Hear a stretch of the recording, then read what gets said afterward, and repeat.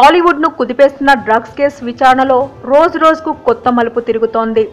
అయితే ఈ drugs case విషయంలో నోటీసులు అందుకున్న పలువురు విచారణకు హాజరవుతున్నారన్న విషయం మనకు తెలిసిందే. కానీ ఇప్పుడు ఈ కేసు జూనియర్ ఎన్టీఆర్ హోస్ట్గా చేస్తున్న బిగ్ బాస్ షో వరకు వచ్చింది. అదేనండి, ఈ షోలో పార్టిసిపేట్గా చేస్తున్న హాట్ బామా ముమైత్ కూడా డ్రగ్స్ కేసు విచారణలో నోటీసులు అందుకుంది కదా. ఈ నోటీసుల ప్రకారం సిట్ అధికారుల ముందు ఈ నెల 21వ తేదీన హాజరు కావాలని పేర్కొన్నారు.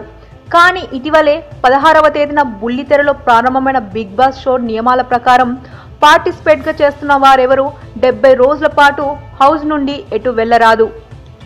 మరి ఈ డ్రగ్స్ వ్యవహారంలో నోటీసులు అందుకున్న ఈ భామ విచారణకు ఎలా హాజరవుతుందని అనుమానాలు వస్తున్నాయి. ఈ కేసును తన పర్యవేక్షణలో విచారణ చేస్తున్న తెలంగాణ ఎక్సైజ్ ఎన్ఫోర్స్మెంట్ అధికారి అకున్ సబర్వాల్ ఈ విషయంపైనే తానే స్వయంగా బిగ్ బాస్ హౌస్కి వెళ్లి విచారణ చేయబోతున్నట్టు సమాచారం.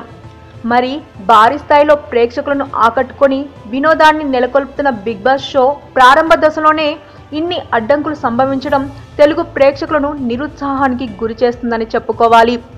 మరి ముమైత్ను హౌస్ నుండి ఎలిమినేట్ చేస్తారా, లేదంటే పోలీసులే బిగ్ బాస్ హౌస్కి వెళ్లి విచారణ చేస్తారా అనేది వేచి చూడాలి. మరి for more interesting updates please subscribe to our channel.